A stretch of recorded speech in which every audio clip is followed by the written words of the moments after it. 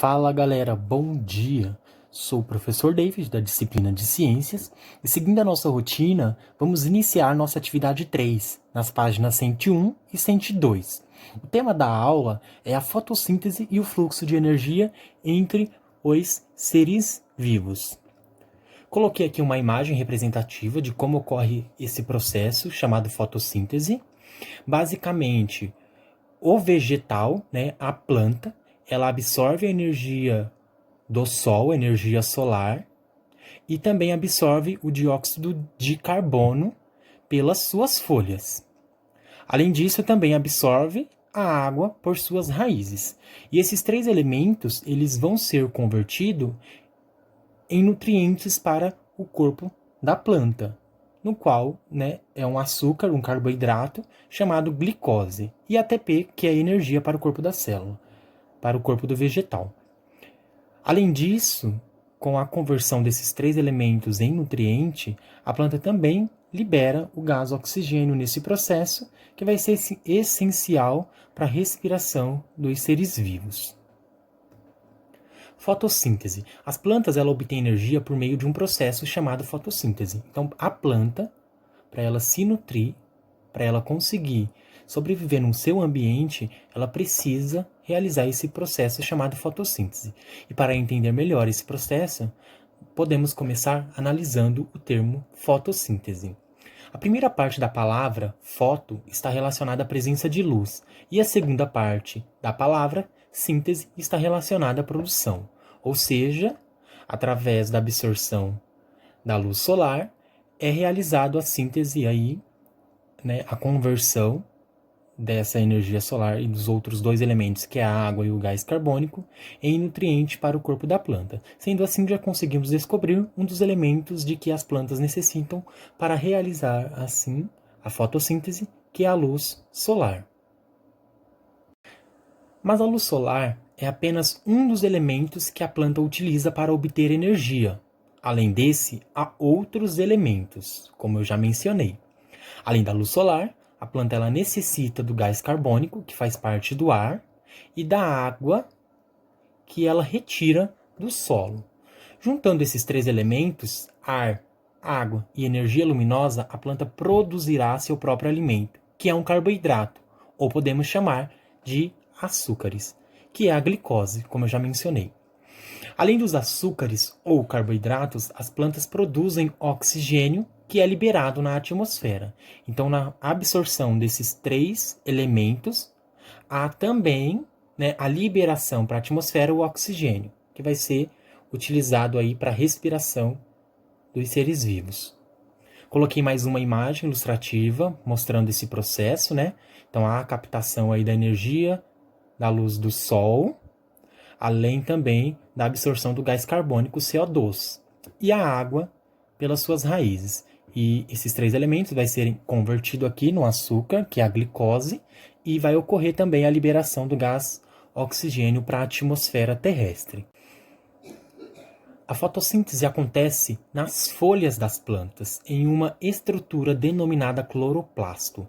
Lembra que na aula passada a gente falou sobre organelas. Dentre uma delas está as organelas, chamada cloroplasto, presente somente nas células vegetais. Apesar de não conseguirmos enxergar os cloroplastos nas folhas, é possível observar a cor verde da planta, devido à clorofila, que é um pigmento que está dentro do cloroplasto. Então, o cloroplasto é uma organela presente apenas nas células vegetais, e dentro desse cloroplasto há um pigmento que dá cor verde à planta, no qual chamamos de clorofila. E é dentro do cloroplasto que ocorre aí todo esse processo chamado fotossíntese.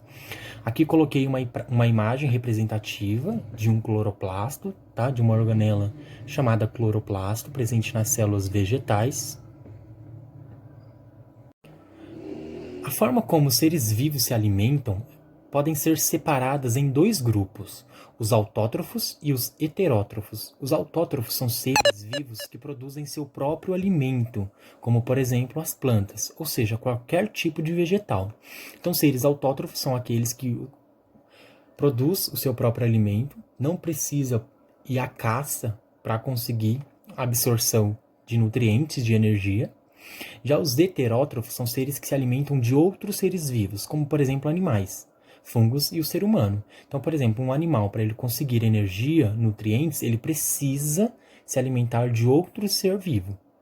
Assim como nós, para conseguir, né, suprir todas as necessidades energéticas do nosso corpo, nós precisamos nos alimentar.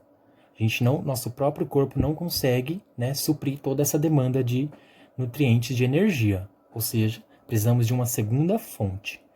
Já os autótrofos não. O próprio corpo do ser vivo consegue produzir energia, que são as plantas e os heterótrofos, animais, fungos e o ser humano. Aí coloquei aqui a imagem de um vegetal, no qual nós chamamos de um ser autótrofo. E aqui eu coloquei a imagem de um animal, no qual consideramos, de acordo com o seu tipo de alimentação, um ser heterótrofo. Por quê? Porque o próprio corpo não produz nutrientes. Como a gente pode observar na imagem, ele está se alimentando de um vegetal. Ok? Qualquer dúvida, reveja os vídeos, certo? Para vocês conseguirem responder. Bom, seguindo a programação da nossa apostila, aí na página 101, dá início à atividade 3, a fotossíntese e o fluxo de energia entre os seres vivos. Aí aqui vai ter a leitura para vocês fazerem desse texto explicativo sobre o que é a fotossíntese. Então vocês assistam os vídeos, leiam aqui que o que está no vídeo é o que está escrito aqui na apostila no texto, ok? Então, só fazer a leitura aí para entender ainda mais sobre o assunto. Passando para a página 102, vocês vão observar a imagem, vai observar esta imagem, as cores das setas, e vai dizer o que está ocorrendo de acordo com a seta. Então, por exemplo, aqui está dizendo na seta verde que a planta está produzindo o próprio alimento, que é o carboidrato e açúcares, assim como está indicando aqui na seta. Então, essa seta aqui é a seta verde. Está mostrando glicose e ATP, ou seja, planta produzindo o próprio alimento, carboidrato e açúcares.